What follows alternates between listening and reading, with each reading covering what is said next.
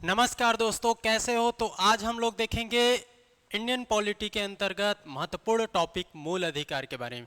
मूल अधिकार से संबंधित हम लोगों ने पार्ट 1 में कुछ क्वेश्चन कर लिया है, जिसमें आर्टिकल 12 से लेकर हम लोग आर्टिकल 18 तक देख लिए हैं। ठीक है, समानता का अधिकार उसको हम लोग कंप्लीट कर चुके हैं। आज के पार्ट में देखेंगे मौलिक अधिकार का पार्ट 2 रहेगा, ये सेकेंड पार्ट रहेगा, जिसमें हम लोग आर्टिकल 19 से लेकर पूरा 32 और साथ ही साथ 33, 34 और 35 को भी देखेंगे। ठीक है, तो चलिए शुरू करते हैं मूल अधिकार का पार्ट 2।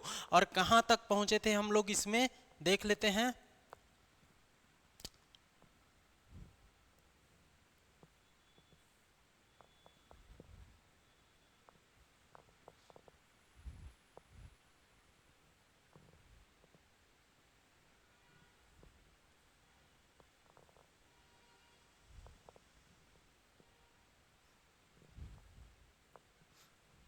ये यहां तक ठीक है, 18 अनुच्छेद तक हम लोग कंप्लीट कर चुके हैं। ठीक है, आज हम लोग को देखना है क्या, तो 19 से आगे बढ़ना है। तो आज के वीडियो देखने से पहले अगर इसका पहला पार्ट आप लोग नहीं देखे होंगे तो प्लेलिस्ट में बना हुआ है, जाकर देख लीजिए।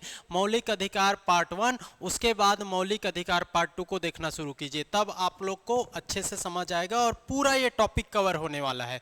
हम लोग 12 में क्या है, 13 में क्या है, 14 में क्या है, 15 में क्या है, 16 में क्या है, 17 में क्या है, 18 में क्या है, ये सब बता दिया। ठीक है, तो ये सब सीख लिए। आज हम लोग को देखना है आर्टिकल 19 से लेकर आगे। ठीक, तो चलिए शुरू करते हैं। पहला क्वेश्चन है, what is the order of the following rights according to the constitution. शांतिपूर्ण सम्मेलन बनाने का, संघ बनाने का, वाक स्वतंत्र का और स्वतंत्र विचरण का, कौन सा इसका आंसर होगा। तो इसको क्रम से जमाना है। ठीक है, क्रम से जमाना है। देखोगे तो ये अनुच्छेद 19 के अंतर्गत आता है। ठीक है, आर्टिकल 19 के अंतर्गत ये आता है, इसको जान लेना। ठीक है,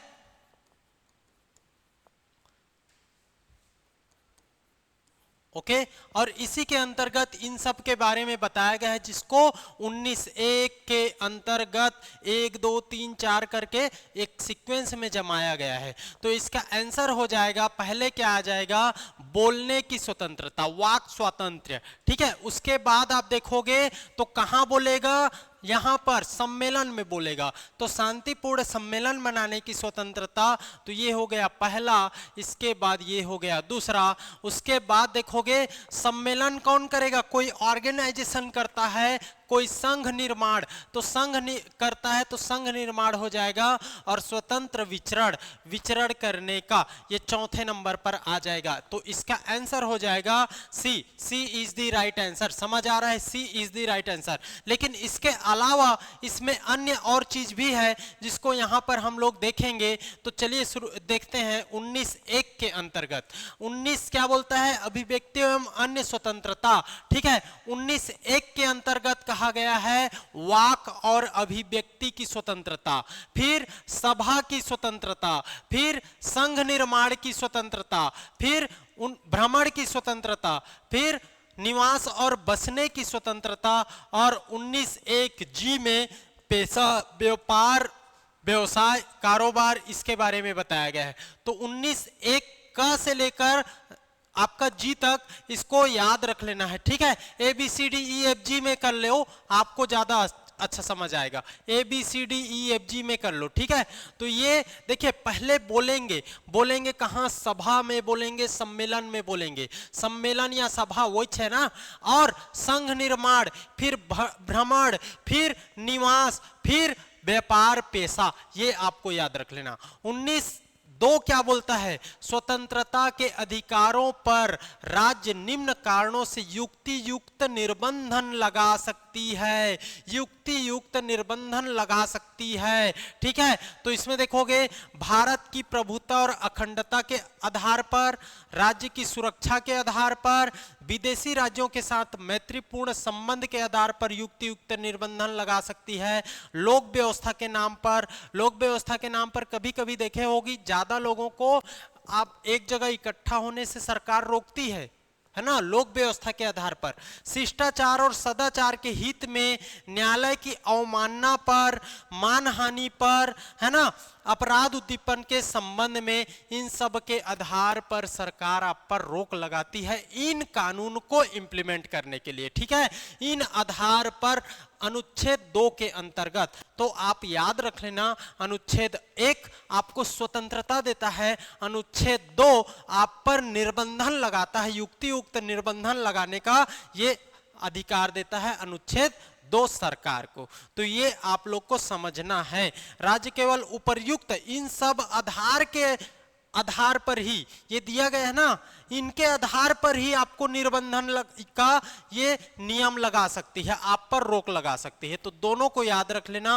पहले में इसको पूछा गया क्वेश्चन, ये बार बार, पहले बोलने की, वाक मतलब बोलना, बोलने की, दूसरा सभा या सम्मेलन, तीसरा देखोगे तो संघ निर्माण, चौथा देखोगे तो भ्रमण करना, पांचवा देखोगे तो निवास और वहां बसने की, और छठवां देखोगे तो निवास और बस गए तो आप लोग को जीवन यापन के लिए व्यापार करना पड़ेगा कि नहीं, नहीं तो ऐसी कैसे चल जाएगा आपका जिंदगी।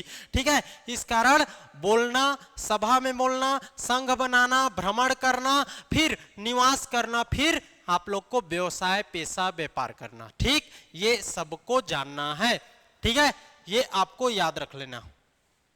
तो इसका क्रम पूछा गया है वहां पर, उसी क्रम को बताना था, उसका आंसर हो गया सी इसका आंसर। चलिए नेक्स्ट क्वेश्चन देखते हैं, सही क्या है। मैं एक एक आर्टिकल को आप लोग को बता रहा हूं। अब नेक्स्ट आर्टिकल हमारा हो जाएगा 20 और 21। ठीक है, 20 और 21 हम लोग क्या देख रहे हैं, स्वतंत्रता का अधिकार, समानता का अधिकार, इससे पिछले वाले वीडियो में हम लोग कवर कर चुके हैं। अभी स्वतंत्रता का अधिकार, स्वतंत्रता के अधिकार के अंतर्गत हम लोग क्या क्या देखेंगे, article 19, article 20, article 21, article 22, 4 article को देखेंगे। ठीक है, 19, 20, 21, 22। तो अभी देखिए सही क्या है, जब आपात उद्घोषणा प्रवर्तन में है, ठीक है, इमरजेंसी चल रहा है, तब क्या हो सकता है। तो मौलिक अधिकार अनुच्छेद 20 और 21 को छोड़कर स्वतः निलंबित हो जाते हैं। राष्ट्रपति एक आदेश द्वारा मौलिक अधिकारों को अनुच्छेद 20 और 21 को छोड़कर निलंबित कर सकता है ना, करता है। ठीक है, तो देखिए इसका आंसर क्या हो जाएगा, 20 और 21 को छोड़कर स्वतः निलंबित, तो स्वतः निलंबित नहीं होते, ये गलत है। राष्ट्रपति एक आदेश द्वारा मौलिक अधिकारों को 20 और 21 को छोड़कर सबको निलंबित कर देता है, ये भी गलत है। तो इसका आंसर हो जाएगा डी, 1 और 2 दोनों गलत है। स्वतः निलंबित नहीं होता ये 20 और 21, याद रख लेना। तो इसका आंसर हो जाएगा D is the right answer. अब देखिए अपराधों के लिए दोष सिद्धि के संबंध में संरक्षण, ये विदेशियों को भी प्राप्त होता है, याद रख लेना। और ये आर्टिकल 20 है, अपराधों के लिए दोष सिद्धि के संबंध में आपको संरक्षण मिलेगा। और 20(1), 20(2), 20(3) में क्या कहा गया है, देख लो। 20(1) कहता है कि घटना के बाद विधि बनाकर किसी व्यक्ति को दंडित नहीं किया जा सकता। भूतलक्षी दंडित विधि से संरक्षण, ये भूतलक्षी है ना, कोई घटना हो चुका है, अब उसके बाद में उसको विधि बनाकर दंडित नहीं कर सकते, पहले से जो उसका नियम कानून है उसी के आधार पर उसको दंड दिया जा सकता है। ये बोलता है किसी व्यक्ति को एक ही अपराध के लिए 2 बार दंडित नहीं किया जा सकता। एक बार उसको दंड भुगत चुका है कोई व्यक्ति किसी अपराध के लिए, तो उसको उसी अपराध के लिए फिर से आप दंडित नहीं कर सकते। बात समझ रहे हो ना। ये 20(2) बोलता है। 20(3) क्या बोलता है, किसी व्यक्ति को अपने ही विरुद्ध गवाही देने के लिए कानून या सरकार या पुलिस कोई भी बाध्य नहीं कर सकता। 20(3) बोलता है। 20(3) बोलता है कि किसी को अपने विरुद्ध स्वयं गवाही देने के लिए बाध्य नहीं किया जा सकता, वो स्वेच्छा से दे सकते हैं। ठीक है, तो 1, 2, 3 याद रख लेना। 20(1) क्या बोलता है कि भूतलक्षी, मतलब देखिए मान लीजिए आज मैं कोई कानून तोड़ दिया, कोई आपका क्या कर दिया, किसी गलत काम में लिप्त पाया गया। अब इस गलत काम के लिए अलग से इस घटना के होने के बाद उसको नियम बनाकर दंड नहीं दिया जा सकता, उसके लिए जो नियम पहले से है उसी के आधार पर दंड मिलेगा, बाद में नियम नहीं बना सकता। 1 बोलता है। 2 में क्या है, एक व्यक्ति को एक बार सजा हो चुका है तो डबल सजा नहीं दे सकते। 3 क्या बोलता है? 3 क्या बोलता है कि खुद के खिलाफ गवाही देने के लिए किसी को बाध्य नहीं किया जा सकता। ये आपको जानना है, ठीक है। ये तीनों आपका 20 याद रख लेना। 21 देखोगे बहुत ही इंपॉर्टेंट, इसमें 4-5 स्टार लगा लो आप, 5 स्टार लगा लो, 5 स्टार, बहुत इंपॉर्टेंट है, ठीक है। अनुच्छेद 21 आर्टिकल 21 प्राण एवं दैहिक स्वतंत्रता का अधिकार या संरक्षण। तो इसमें देखोगे तो न्यूनतम आजीविका का अधिकार देता है, स्वच्छ पर्यावरण का अधिकार देता है, स्वास्थ्य का अधिकार देता है, त्वरित सुनवाई का अधिकार देता है, एकांत का अधिकार देता है, भोजन का अधिकार देता है, आश्रय घर, ठीक है, विदेश जाने का अधिकार देता है, सूचना का अधिकार देता है, विधिक सहायता का अधिकार देता है, और देखोगे तो निजता का अधिकार देता है, प्राइवेसी का अधिकार देता है। ये सब है इसके अंतर्गत, ये आपको जानना है, ठीक है। प्राण एवं दैहिक स्वतंत्रता का अधिकार, ये सब अधिकार को समझना है। मतलब हर प्रकार से व्यक्ति की गरिमा को बनाए रखने के लिए, व्यक्ति की जीवन यापन के लिए, व्यक्ति को स्वच्छ रूप से और उसके स्वास्थ्य में, शिक्षा का अधिकार, सब इसी के अंतर्गत आता है। शिक्षा का अधिकार भी इसी के अंतर्गत आएगा, ठीक है। तो याद कर लेना भाई, ठीक है। इसी के अंतर्गत आर्टिकल 21 का जोड़ा गया, जिसमें शिक्षा का अधिकार के बारे में बात किया गया है, तो इसको याद कर लेना भाई, ठीक है। समझ आया? चलिए अब देखते हैं 20-21 हो गया। अब 22 से संबंधित आर्टिकल 22, इससे संबंधित क्वेश्चन देखिए, आया हुआ क्वेश्चन, सब आया हुआ क्वेश्चन देखिए। आर्टिकल 22 से संबंधित क्वेश्चन कैसे आता है? तो निम्न में से कौन से अधिकार संविधान के अनुच्छेद 22 के अंतर्गत गैर नागरिक को दिए गए हैं? गैर नागरिक को दिए गए हैं, नॉन सिटीजन्स अंडर आर्टिकल 22। याद रखना है आर्टिकल 22 के बारे में, ठीक है। तो गिरफ्तारी के कारणों को शीघ्र बताए जाने का अधिकार, अपनी रुचि के वकील से परामर्श करने और बचाव का अधिकार, गिरफ्तारी के बाद 24 घंटे के अंदर किसी मजिस्ट्रेट के समक्ष पेश किए जाने का अधिकार, और उक्त समय से अधिक मजिस्ट्रेट के आदेश के बिना निरोध से स्वतंत्रता। तो इसका आंसर हो जाएगा, सभी सही है, सभी सही, D is the right answer, D is the right answer. और आर्टिकल 22 क्या बोलता है इसको समझते हैं हम लोग यहां पर, ठीक है। गिरफ्तारी और निरोध से संरक्षण, protection against arrest and detention, किसी व्यक्ति को सामान्य विधि के अंतर्गत ही गिरफ्तार किया जा सकता है। और गिरफ्तार करने के लिए देखो, जो व्यक्ति है जिसको गिरफ्तार किया जा रहा है, उसको गिरफ्तारी का कारण जानने का अधिकार है। कोई बेवजह किसी को गिरफ्तार नहीं कर सकता।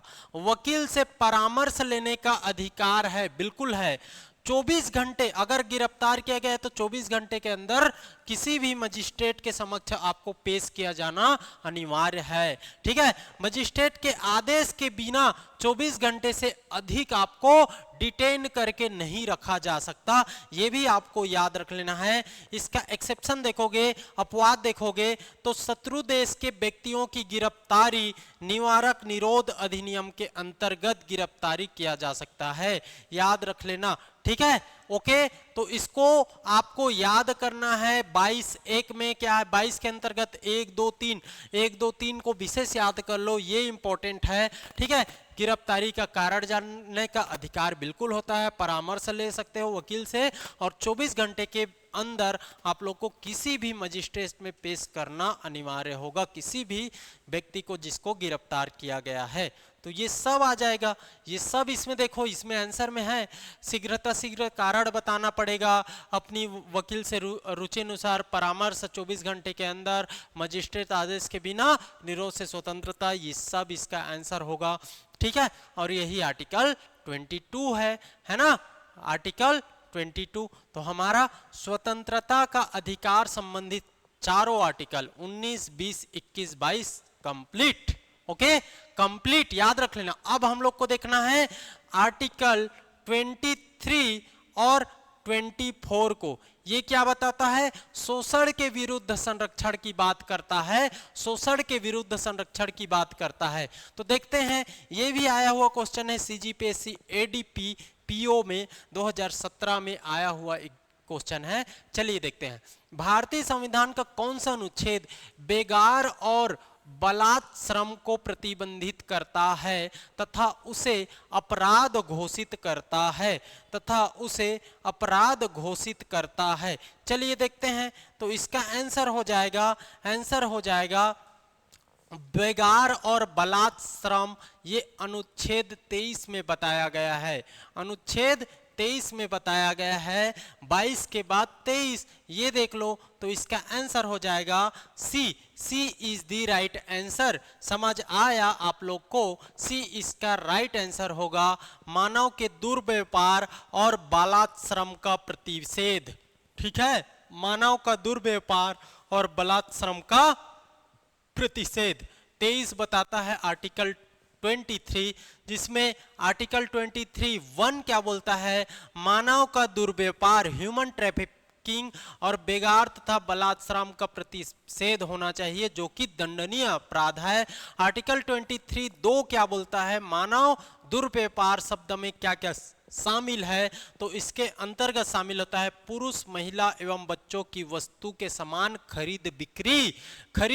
किसी भी महिला को खरीद बिक्री नहीं कर सकते, पुरुष को नहीं कर सकते, ये आपको जानना है।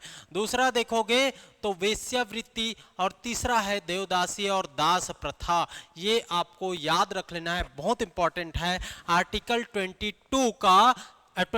का 2 याद रख लेना, आर्टिकल 23 का 2 याद कर लेना। ओके, मानव दुर्व्यापार शब्द में क्या क्या शामिल है ये बताया गया है, और मानव के दुर्व्यापार और बलात् श्रम का प्रतिषेध ये आर्टिकल करता है, याद रख लेना। इसी के अंतर्गत हम लोग आर्टिकल 24 को देख लेते हैं, जिसमें कारखानों आदि में बालकों के नियोजन पर प्रतिबंध। इसका मतलब यह है कि आप देखते होंगे कि छोटे छोटे कंपनी या किसी जगह में जो अवयस्क बच्चे हैं वो लोग भी काम में लगे रहते हैं, उन लोग को भी काम कराया जाता है, उन सब के बारे में ये प्रतिबंध लगाता है आर्टिकल 24, जिसमें 14 वर्ष से कम आयु के किसी भी बालक या बालिका को किसी कारखाने या खान या किसी अन्य संस्थान में कार्यों में नहीं लगाया जा सकता, ये बात करता है। ठीक है, याद रख लेना। इस अनुच्छेद का कोई अपवाद नहीं है। वर्ष 2015 में केंद्र सरकार के कैबिनेट प्रस्ताव के अनुसार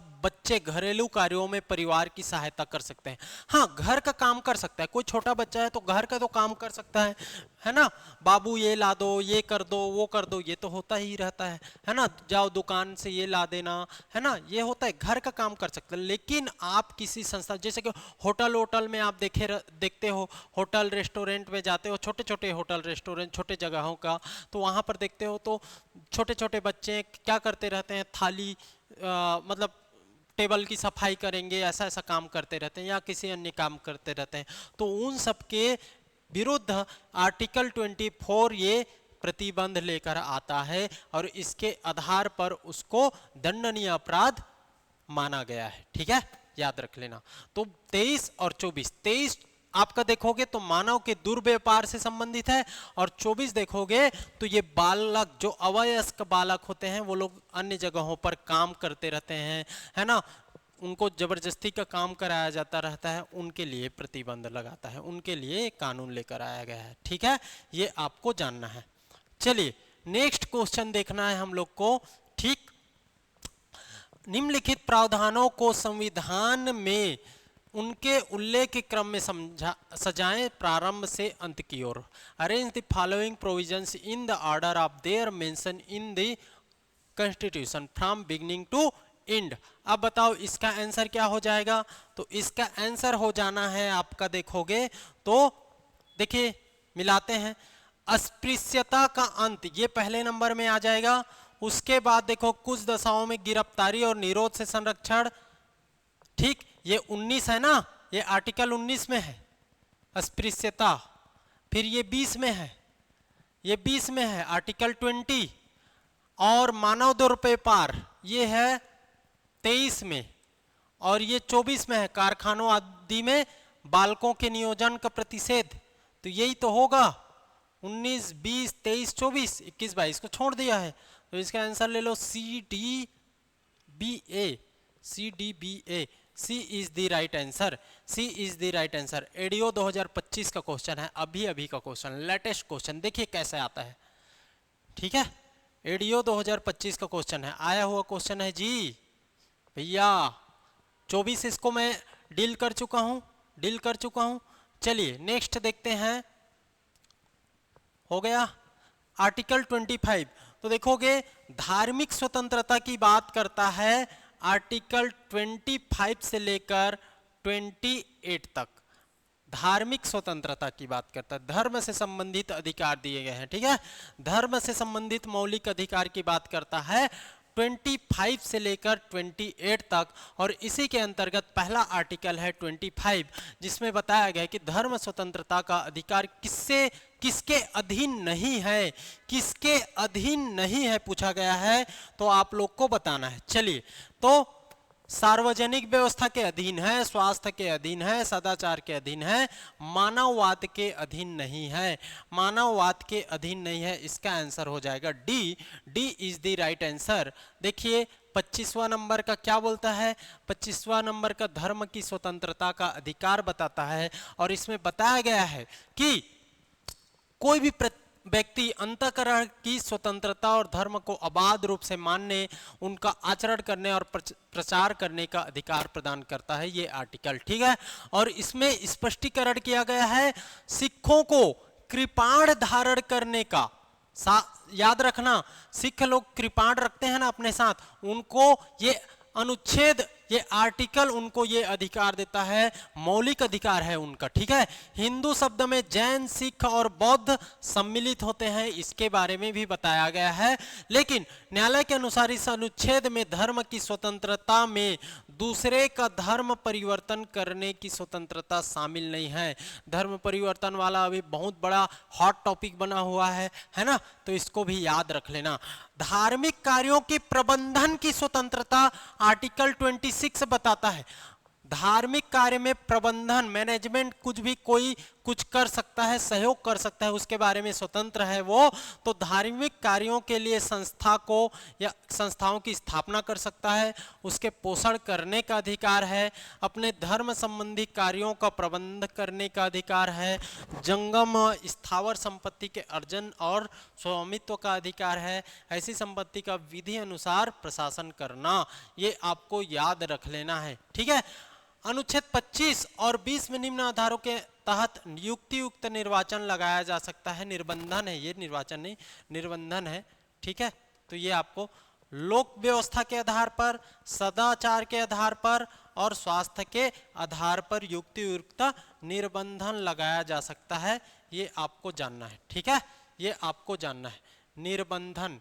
ठीक है, तो इस आधार पर इसमें भी कुछ रोक लगा सकती है सरकार। ठीक है, ये आपको जानना है। कभी कभी ऐसा बोला जाता है, कभी ईद उल फितर, कुछ भी मुस्लिम लोग का त्यौहार आ गया, हिंदू लोग का त्यौहार आ गया, तो कभी कभी झांकी वांकी निकलना रहता है, तो लोग जो वहाँ के राज्य की सरकार है वो दोनों चाहती है कि एक ही डायरेक्शन में झांकी निकले, तो उससे कुछ आपका विद्रोह होने का, दंगा होने का चांसेस रहता है। तो इस कारण वहाँ पर किसी भी धर्म को आप यहाँ पर से नहीं जा सकते, यहाँ से जा सकते हो, ऐसा रोक लगा सकती है। वो क्यों? ये लोक व्यवस्था के आधार पर सरकार लगाती है। ठीक है, याद रख लेना। अब वो नहीं बोल सकता कि मेरे को तो सब अधिकार है, मैं कहीं पर भी जा सकता हूँ, किसी धर्म कुछ भी, तो वहाँ पर नहीं कर सकता, क्योंकि सरकार को अधिकार भी देता है लोक व्यवस्था के आधार पर, सदाचार के आधार पर, स्वास्थ्य के आधार पर, कि उसमें वहां पर वो रोक लगा सकता है अकॉर्डिंग टू सिचुएशन। याद रख लेना। ठीक है, तो इसको आप लोग को समझना है। इसके बाद आप देखोगे ये 26 हो गया, 27 को भी देख लीजिए। 27 आर्टिकल क्या बोलता है, 28 आर्टिकल क्या बोलता है, इसको भी समझिए। तो विशेष धर्म हेतु टैक्स देने से सभी स्वतंत्र हैं। टैक्स देने के लिए सब स्वतंत्र हैं, उससे मुक्ति है, टैक्स देना अनिवार्य नहीं किया गया है। ठीक है, किसी भी व्यक्ति को किसी भी धर्म के लिए टैक्स देना अनिवार्य नहीं है, वो स्वेच्छा से दे सकता है, नहीं दे सकता है, कोई दिक्कत नहीं है। ठीक है, ये आर्टिकल 27 कहता है, याद रख लेना। लेकिन कर लगाने का निषेध तो करता है, लेकिन शुल्क लगाने का निषेध नहीं करता। तीर्थ यात्रियों से शुल्क उगाही की जा सकती है। ठीक है, याद रख लेना। आर्टिकल 28 क्या बोलता है? शिक्षण संस्थाओं में किसी प्रकार की धार्मिक शिक्षा या उपासना का प्रतिषेध। आप गवर्नमेंट स्कूल है ना, गवर्नमेंट स्कूल है तो उस स्कूल में आप धर्म से संबंधित, कोई विशेष धर्म से संबंधित शिक्षा नहीं दे सकते। याद कर लेना भाई, याद रख लेना। लेकिन इसके लिए मदरसा में ये प्रोविजन है कि वो अपने धर्म के आधार पर शिक्षा दे सकता है। ठीक है, ये याद कर लेना। ओके, तो समझते हैं। मैंने 25, 26, 27, 28 चारों आर्टिकल को आप लोग को बता दिया।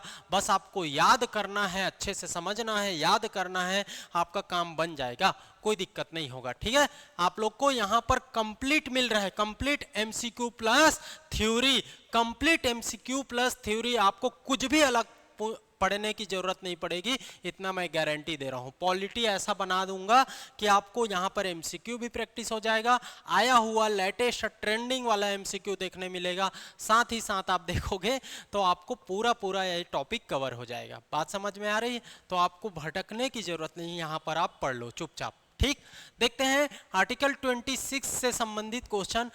ठीक, ये आया हुआ है प्रीलिम्स 2018 का क्वेश्चन, देख लो। तो धार्मिक कार्यों के प्रबंधन की स्वतंत्रता पर क्या प्रतिबंध लगाया गया है? क्या प्रतिबंध लगाया गया है बताइए। तो अभी बताया ना, धार्मिक कार्यों की स्वतंत्रता पर प्रतिबंध लगाती है। किस आधार पर? मैंने बताया किस आधार पर, आप लोग को समझना है। ठीक है, तो किस आधार पर यहां पर बता दिया हूं। देखो यहां पर देखो, देखिए लोक व्यवस्था, सदाचार, स्वास्थ्य के आधार पर इसमें लगा सकती है ना। तो इसका आंसर क्या हो जाएगा? इसका आंसर हो जाएगा, एक मिनट ना, चलिए इसका आंसर हो जाएगा आपका लोक व्यवस्था है तो लोक व्यवस्था इसमें रहेगा, लोक व्यवस्था बिल्कुल रहेगा, है ना। साथ ही साथ आप देखोगे राष्ट्रीय सुरक्षा ये नहीं रहेगा, स्वास्थ्य रहेगा, है ना। तो 1 और 5 तो दिख ही रहा है, तो 1, 5 किस में है? डी में। हो गया काम, डी में हो गया ना। तो आपका 1, 4, 5 सदाचार, लोक व्यवस्था और स्वास्थ्य, यही देख लो यहां पर वही लिखा है, लोक व्यवस्था, सदाचार और स्वास्थ्य। इसके आधार पर 26 यही कहता है ना, इन तीनों के आधार पर आपको युक्तियुक्त निर्बंधन किया जा सकता है, लगाया जा सकता है। तो कार्यों के प्रबंधन की स्वतंत्रता पर प्रतिबंध किस आधार पर? तो ये तीनों आ जाएगा, लोक व्यवस्था, सदाचार और स्वास्थ्य। 1, 4, 5, 1, 4, 5, 1, 4, 5 डी इसका आंसर होगा। आया हुआ क्वेश्चन है भाई, आया हुआ क्वेश्चन है, कोई दिक्कत है बताइए, कोई दिक्कत है बताइए। ये हो गया आपका 26। चलिए इसका आंसर देखते हैं, इसका आंसर देखते हैं। अनुच्छेद को, किस अनुच्छेद को सिर्फ अल्पसंख्यकों के लिए मौलिक अधिकार के रूप में देखा जा सकता है? इसका आंसर बताइए, इसका आंसर बताइए क्या होगा? तो सिर्फ मौलिक, ये तो इसका आंसर हो जाएगा 29 भी है और 30 भी है। इसका आंसर 29 और 30 भी है। ठीक है, तो इसका आंसर बी व सी होना चाहिए था, बी व सी होना चाहिए था। ठीक है, इसका आंसर बी व सी लिया गया था, इस समय भी बी और सी दोनों आंसर होगा। देखिए मैं यहां पर लिख दिया हूं 29 और 30 संख्यक वर्गों के हितों का संरक्षण लिया गया है और शिक्षा संस्थाओं में, शिक्षा संस्थाओं की स्थापना प्रशासन करने का अल्पसंख्यक का अधिकार। ठीक है, इसमें क्या पूछा है? सिर्फ मौलिक अल्पसंख्यक, इसमें शिक्षा का उल्लेख नहीं किया गया है, इस कारण इसको दोनों आंसर ले सकते हो। अल्पसंख्यक का इसमें भी संरक्षण हो रहा है, इसमें भी हो रहा है, इस कारण बी और सी इसका आंसर ले सकते हो। यहां पर हम लोग डील कर लेते हैं 29 और 30 को, 29 और 30 को डील कर लेते हैं, समझते हैं। तो समझिए 29 क्या बोलता है? अल्पसंख्यक वर्गों के हितों के संरक्षण के बारे में बात करता है, और 30 क्या बोलता है? शिक्षा के आधार पर शिक्षा संस्थाओं की स्थापना प्रशासन करने का अल्पसंख्यक वर्गों का अधिकार। अल्पसंख्यक वर्ग के लोग शिक्षा संस्थान की स्थापना कर सकते हैं, उसके संरक्षण कर सकते हैं, उनका प्रशासन कर सकते हैं, इसके बारे में बताया है। तो 29 एक क्या बोलता है? भारत के प्रत्येक नागरिक को अपनी विशिष्ट भाषा, लिपि, संस्कृति को बनाए रखने का अधिकार है। अगर भाषा, लिपि इसके बारे में बात किया जाए तो 29 लेना है, ठीक है, याद रख लेना। 29(1) के अंतर्गत 29(2) देखोगे तो राज्य सरकार द्वारा पोषित राज्य निधि द्वारा सहायता प्राप्त किसी शिक्षा संस्थान में प्रवेश से किसी भी नागरिक को केवल धर्म, मूल, वंश, जाति, भाषा इसके आधार पर वंचित नहीं किया जा सकता, ये आपको याद रख लेना। 30 क्या बोलता है, भाषाई और धार्मिक अल्पसंख्यकों को अपनी रुचि के अनुसार, अपनी इच्छा के अनुसार, अपने इंटरेस्ट के अनुसार किसी भी शैक्षणिक संस्थानों की स्थापना और उसका प्रबंधन करने का अधिकार होगा, ये आपको जान लेना। और साथ ही साथ राज्य किसी धर्म या भाषा आधारित किसी भी अल्पसंख्यक वर्ग के प्रबंध के आधार पर भेदभाव नहीं करेगी, नहीं कर सकती, याद रख लेना। लेकिन साथ ही साथ देखोगे संविधान में अल्पसंख्यक शब्द को बोला जाए तो किसी भी प्रकार से डिफाइन नहीं किया गया है कि किसको अल्पसंख्यक बोला जाएगा। अनुच्छेद 30 के अंतर्गत अल्पसंख्यक के 2 आधार बताए गए हैं, एक तो भाषा और एक धर्म, याद रख लेना, भाषा और धर्म। लेकिन न्यायालय बोलता है कि जिस समुदाय की जनसंख्या 50% से कम है वो अल्पसंख्यक श्रेणी में माना जाएगा, ये न्यायालय बोलता है, ना कि क्या कॉन्स्टिट्यूशन, याद रख लेना, ठीक है। कॉन्स्टिट्यूशन आर्टिकल 30 बोलता है भाषा और धर्म के आधार पर अल्पसंख्यक को 2 आधार पर हम लोग उल्लेख कर सकते हैं, भाषा और धर्म के आधार पर। न्यायालय बोलता है कि जिस जनसंख्या की 50% से कम आबादी होगी वो अल्पसंख्यक के अंतर्गत, जिस समुदाय की जनसंख्या 50% से कम है वो अल्पसंख्यक समुदाय के अंतर्गत आ सकता है, ठीक है। इसका आंसर हो जाएगा, आप लोग को समझना है, ठीक। 30 और 29 दोनों याद रख लेना। 29 में क्या बात किया गया है, भाषा, लिपि, संस्कृति के आधार पर अल्पसंख्यकों को उनकी संस्कृति, भाषा सबको बनाए रखने का अधिकार होगा, और इसमें शिक्षा से संबंधित बात किया गया है। अब यहां पर देखते हैं, देखिए भारतीय संविधान मान्यता देता है, द इंडियन कॉन्स्टिट्यूशन रिकॉग्नाइज केवल धार्मिक अल्पसंख्यकों को, केवल भाषाई अल्पसंख्यकों को, धार्मिक और भाषाई अल्पसंख्यकों को। अभी बताया हूं धर्म और भाषा के आधार पर आर्टिकल 30 बताता है, तो इसका आंसर हो जाएगा C. C is the right answer, C is the right answer. अभी बताया हूं जी। देखते हैं, read the following statements and choose the correct option. Correct option बताना है। 44वें संविधान संशोधन 1978 द्वारा संपत्ति के अधिकार को मौलिक अधिकारों की सूची से हटा दिया गया। संपत्ति के अधिकार को संविधान के भाग 12 में अनुच्छेद 301 के तहत विधिक अधिकार बना दिया गया। तो देखोगे तो इसमें कथन भी सही है और ये कथन 2 भी सही है, याद रख लेना। इसको संपत्ति के अधिकार को 301 के अंतर्गत डाला गया है, भाग 12 में, 12 में, याद कर लेना। तो इसका आंसर हो जाएगा सी। कथन 1 और कथन 2 दोनों सही है सर। कौन से संविधान संशोधन से हटाया गया? 44वां ना, याद रख लेना। 44वां आया हुआ क्वेश्चन देख लो, कोई दिक्कत है तो बताइए। हर क्वेश्चन जो है वो आया हुआ क्वेश्चन है, याद कर लेना। संपत्ति का अनिवार्य अर्जन, इसको हटा दिया गया मौलिक अधिकार से 44वें संविधान संशोधन 1978 द्वारा 31(1), 31(2) और 19(1) को खत्म करके, ठीक है। 31(1), 31(2), 19(1) के अंतर्गत था, ठीक है। ये गलत है, ये का गलत है, ये याद रख लेना। उसको डाल दिया गया भाग 12 अनुच्छेद 300 का के अंतर्गत। लीगल राइट एक विधिक अधिकार है। अब पूछा जाए संविधान, आपका संपत्ति का अधिकार एक संवैधानिक अधिकार है, विधिक अधिकार है, तो आपको विधिक या कानूनी अधिकार के रूप में उसको लेना है। कोई दिक्कत बताइए। चलिए नेक्स्ट क्वेश्चन आ जाते हैं हम लोग। इसमें ये है आर्टिकल 32 से संबंधित, अनुच्छेद 32 से संबंधित क्वेश्चन, बहुत इंपॉर्टेंट क्वेश्चन है।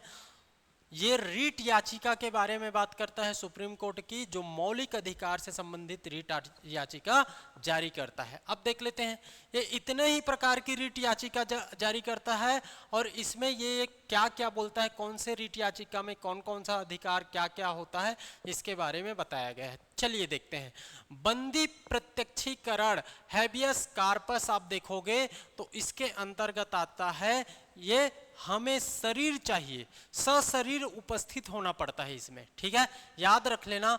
इसके बाद परमादेश मैंडेमस देखोगे तो परम आदेश मतलब आदेश से संबंधित है, हम आदेश देते हैं, याद कर लेना। उसके बाद प्रतिषेध, प्रतिषेध देखोगे तो अधीनस्थ न्यायालय का को लेख है ये, ठीक है, प्रोहिबिट करता है कि वो अधिकार क्षेत्र से बाहर जाकर काम नहीं करेगा। उत्प्रेषण देखोगे, सर्स्योरियरी बोलते हैं इसको, ठीक है, सर्स्योरियरी बोलते हैं। उत्प्रेषण देखोगे डी, तो डी का हो जाएगा पूर्णतया सूचित कीजिए। और अधिकार परीक्षा को आरंटो देखोगे तो याद कर लेना को आपका अधिकार परीक्षा में किस अधिकार से, किस अधिकार से, याद कर लो। तो ये होगा इसका आंसर। A का 4, A का 4, B का 3, A का 4, A का 4, B का 3, C is the right answer, C is the right answer, ठीक है, यही हो रहा है इसमें एक, हाँ ठीक, ठीक हो गया। तो C is the right answer, आया हुआ क्वेश्चन प्रीलिम्स 2016 के एग्जाम में, याद रख लो। अब देख लो यहां पर देखिए बता दिया है, पूरा बता दिया हूं। आर्टिकल 32 बहुत इंपॉर्टेंट आर्टिकल है, याद रख लेना, ठीक है। संविधान की आत्मा बोला है इसको अंबेडकर जी ने, याद रख लेना, ठीक है, ओके। अंबेडकर जी ने इस आर्टिकल को, बहुत इंपॉर्टेंट आर्टिकल है, ओके। अंबेडकर जी ने संवैधानिक उपचारों के अधिकार को हृदय एवं आत्मा कहा है। उच्चतम न्यायालय 5 प्रकार के रीट बताते हैं इसके अंतर्गत, रीट, ठीक,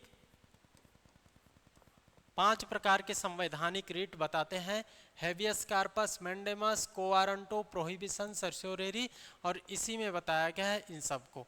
देखो रीट बंदी प्रत्यक्षीकरण, हैबियस कार्पस देखोगे तो एक सामान्य प्रकार का रीट है जो पीड़ित व्यक्ति की ओर से कोई भी लगा सकता है, किसके विरुद्ध, राज्य या व्यक्ति के विरुद्ध।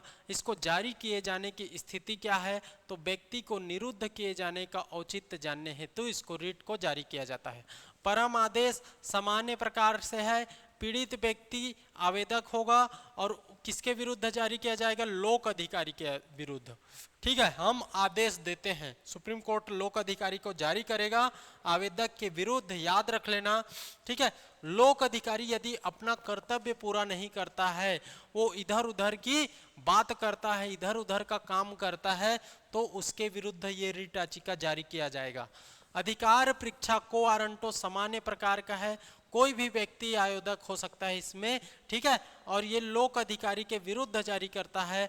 लोक अधिकारी को विधिक रूप से पद धारण का अधिकार नहीं होना चाहिए, याद रख लेना, ठीक है। प्रतिषेध ये एक न्यायिक रीट याचिका है, न्यायिक प्रकार का है ना, और प्रतिषेध क्या करेगा, ये अपने अधीनस्थ न्यायालय को प्रतिषेध करता है। सुप्रीम कोर्ट अपने अधीनस्थ न्यायालयों को प्रतिषेध करेगा कि कोई भी केस का रिकॉर्ड मांग सकता है, कुछ भी करेगा, आप ये काम करो वो काम करो, ऐसा वाला। सर्स्योरियरी उत्प्रेषण देखोगे तो न्यायिक है, पीड़ित व्यक्ति अधीनस्थ न्यायालय और अर्ध न्यायिक अधिकारी के विरुद्ध जारी होता है, न्यायिक त्रुटि होने के पश्चात, ये याद रख लेना। तो ये कब कब किस आधार पर किस प्रकार का है, कैसा जारी होता है, ये सब याद कर लेना। और इसके संबंधित ये क्या क्या कथन दिए गए हैं इसको देख लो, समझ लो, ठीक है, इसको भी याद कर लेना। बंदी प्रत्यक्षीकरण में क्या बोलता है, हमें शरीर चाहिए, सशरीर आपको उपस्थित होना पड़ेगा न्यायालय में। परम आदेश तो हम आदेश देते हैं, प्रतिषेध अधीनस्थ न्यायालय का, उत्प्रेषण, ये सब आपको जानना है, ये आपको जानना है, याद रहेगा। तो ये हो गया आर्टिकल 32। आर्टिकल 32 को याद कर लेना, 5 प्रकार का, याद कर लेना, 5 प्रकार का याद कर लेना, ठीक है, विशेष रूप से।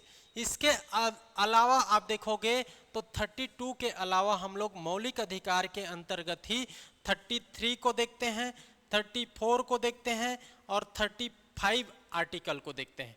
अनुच्छेद 33, अनुच्छेद 34, अनुच्छेद 35, ये 3 आर्टिकल और हमारा बच गया। फिर ये मौलिक अधिकार वाला जो टॉपिक है पूरी तरीके से कवर हो जाएगा। हर आर्टिकल को मैंने यहाँ पर डिटेल में बताया है।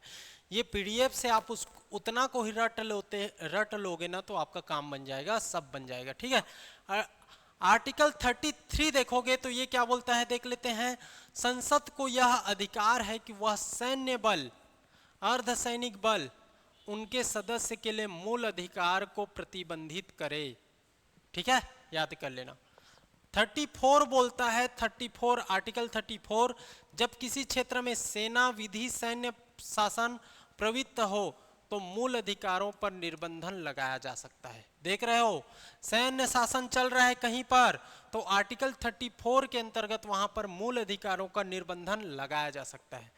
35 देखोगे तो मूल अधिकारों को प्रभावी बनाने के लिए दंड भी दे सकता है और इसके लिए कानून भी बना सकती है संसद अगर चाहे तो।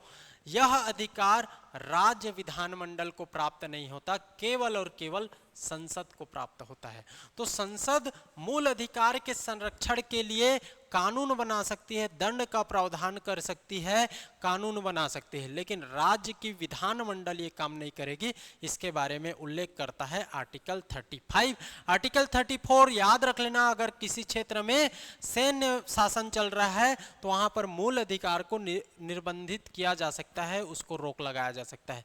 33 को याद कर लेना, सैन्य बल, अर्धसैनिक बल, उनके सदस्य के लिए मूल अधिकार को प्रतिबंधित कर सकती है। याद कर लेना भाई, ये 33, 34, 35 भी इंपॉर्टेंट है। आजकल जो नहीं पूछा गया है बाकी समय में, उसी को आज के समय में पूछा गया है। तो इस प्रकार से हम लोगों ने मौलिक अधिकार, फंडामेंटल राइट के आर्टिकल 12 से लेकर 35 आर्टिकल तक के क्वेश्चन लाए और उससे संबंधित पूरा एक एक आर्टिकल को डिटेल में एक्सप्लेन किया है। याद कर लेना, तो इसको पढ़ लेते हो तो आपको फंडामेंटल राइट से संबंधित कुछ भी अदर चीज पढ़ने की जरूरत नहीं होगी। याद कर लेना। इसमें छूटा क्या है, शिक्षा के अधिकार से संबंधित एक क्वेश्चन और डालना था लेकिन मैं नहीं डाल पाया, शिक्षा का अधिकार। याद कर लेना, इसी से संबंधित एक क्वेश्चन और करना था, बस ये छूट गया। लेकिन मैं बता दिया हूं वहां पर शिक्षा का अधिकार कौन से आर्टिकल में होता है, ये क्या है, कैसा है, इसके लिए थोड़ा सा हिंट दे दिया हूं, इसको पढ़ लेना। बाकी ये कंप्लीट एमसीक्यू और कंप्लीट थ्योरी कंप्लीट होता है फंडामेंटल राइट्स। अगला हम लोग को देखना है फंडामेंटल ड्यूटीज। फंडामेंटल ड्यूटीज याद कर लेना, इसमें 36 से 51 तक के आर्टिकल को पूरा देखेंगे। 36 से 51 तक के आर्टिकल को देखेंगे, साथ ही साथ 51 का भी देख लेंगे। 51 का ये क्या है जी, ये क्या है, सॉरी फंडामेंटल ड्यूटीज बोला ना, ये यहाँ पर डीपीएसपी ना, डीपीएसपी, और ये 51 का है फंडामेंटल ड्यूटीज। याद कर लेना, डीपीएसपी के अंतर्गत 36 से 51 तक देखेंगे और फंडामेंटल ड्यूटीज के अंतर्गत 51 का को देखेंगे। तो नेक्स्ट टॉपिक में ये रहेगा हमारा क्वेश्चन, ठीक है। और बाकी हम लोगों ने 2 पार्ट में मौलिक अधिकार को कंप्लीट किया है। आपको मैं गारंटी देता हूं कुछ भी अदर पढ़ने की जरूरत नहीं है, पूरा डिटेल में है। आप थोड़ा सा रोक रोक के जो एक्सप्लेनेशन है ना, एक्सप्लेनेशन है, उन सब को अच्छे से पढ़ोगे, इनको पढ़ोगे और आप ऐसे जूम आउट कर सकते हो, ठीक है ना, जूम कर सकते हो ना, जूम इन जूम आउट कर करके आप पढ़ सकते हो वीडियो से भी। ये क्वेश्चन करो, क्वेश्चन को बनाओ, नहीं बन रहा है इसको याद करो, बस यही चीज करना है, रटना है, थोड़ा सा याद करना है। बाकी 1-2 बार 2-3 बार अगर वीडियो को भी देखते हो तो आपका बन जाएगा, कोई दिक्कत नहीं होगा। बात समझ आ रही है? तो आज का ये सेशन कंप्लीट हो गया, इसको करते हैं खत्म, यहीं पर समाप्त। अगला मिलते हैं डीपीएसपी और फंडामेंटल ड्यूटीज के साथ, ठीक है। तो उम्मीद करता हूँ आप लोग को ये सेशन मज़ा आया होगा, समझ में आया होगा। तो लाइक कर दीजिए, सब्सक्राइब कर दीजिए और देखते रहिए इसको। और इससे संबंधित जितने भी पिछले वीडियो को नहीं देखे हो तो जाइए, प्लेलिस्ट बना हुआ है। साथ ही साथ इंडियन ज्योग्राफी को भी इसी तरीके से कवर करना चाहते हो कंप्लीट रूप से, तो 14 लेक्चर में पूरा इंडियन ज्योग्राफी को मैं कंप्लीट कर दिया हूं, उसको भी देख सकते हो। उसके लिए भी प्लेलिस्ट बना हुआ है हमारे चैनल पर। तो आज के लिए इतना ही, थैंक यू, मिलते हैं नेक्स्ट टॉपिक में। Okay, thank you.